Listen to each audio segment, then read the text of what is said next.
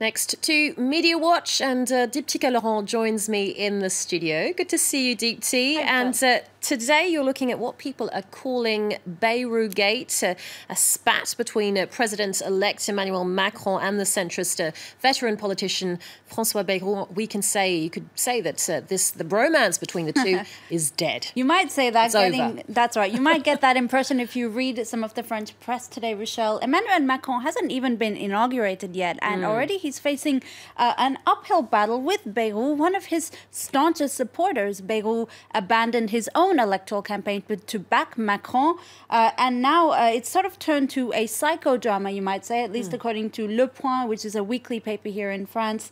The dispute stems out of Macron's list of parliamentary candidates for June's elections.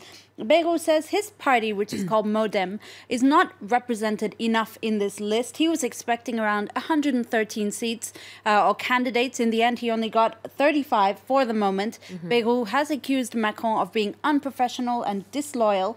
And for Macron, it's really one of his first tests, at least according to Bloomberg, in transforming his movement into a political party, which is certainly no easy feat. According to the French media, though, Emmanuel Macron admitted to Bayrou in a phone conversation that his team screwed up, or they went rogue, which in itself is quite worrying, because if it's true, it would show that the new president doesn't really have a lot of control over his young team. On Twitter, though, people have been coming to Macron's defense.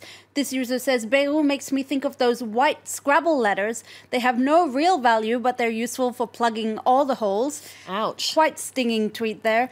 This user has tweeted a meme, I guess, of what Macron was, his reaction when Bayrou came to ask for his 113 seats.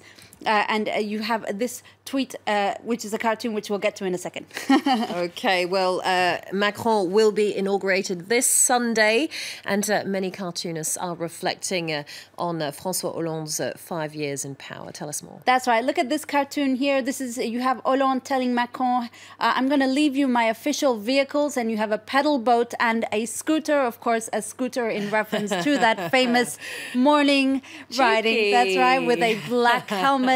Delivering croissants. Will he give will he give him the croissant as well? That remains to be seen. Hopefully Macron won't find himself in such a situation during his 5 years. Here's another cartoon. This cartoonist sums up Hollande's 5 years.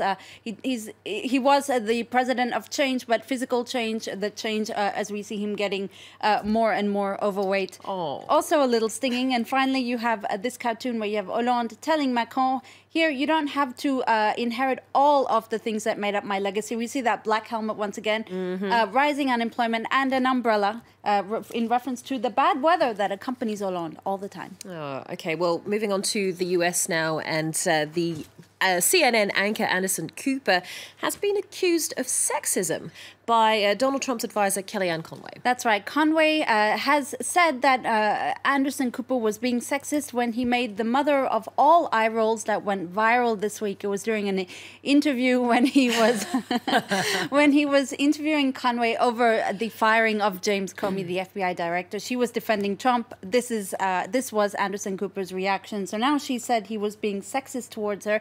But really, Rochelle, it's put once again the spotlight on this liberal-conservative divide that we see being played out on Twitter. This user says Anderson Cooper was pompous. He should have stayed classy. While another user says it's disrespectful towards the conservatives and clearly unprofessional. But you do have some who do come to his defense. Let's show you this picture. This person has tweeted a picture saying, sometimes you just can't be responsible for the way your face reacts when someone's talking to you. Natural reaction. I mean, us news anchors, we're not robots. Finally, Diptyque, let's end on a story that's a bit more gender-friendly, shall we say. This is about a youth girls football team that has won a local boys tournament. It's a wonderful story coming out of Spain. IEM Lleida, a girls football team, I think they're teenagers, 14, 15. Well, they faced abuse from the sidelines. They were called princesses by one referee during a match, yet they have the last laugh because this girls' football team has just won a competition that's exclusively between male teams. They just to give you some stats, they lost once in 22 games, and the top scorer, Andrea Gomez, netted 38 goals. And the girls were declared champions 4 games before the end of season. So I think it's safe to say that they totally killed that competition. Deserve it. And they've just launched an online fundraiser to raise some money because they don't have sponsors yet. Let's hoping this kind of petition will help them. Okay, well done, girls. Deepti, thank you so much for that. Deepti Laurent there with Media Watch.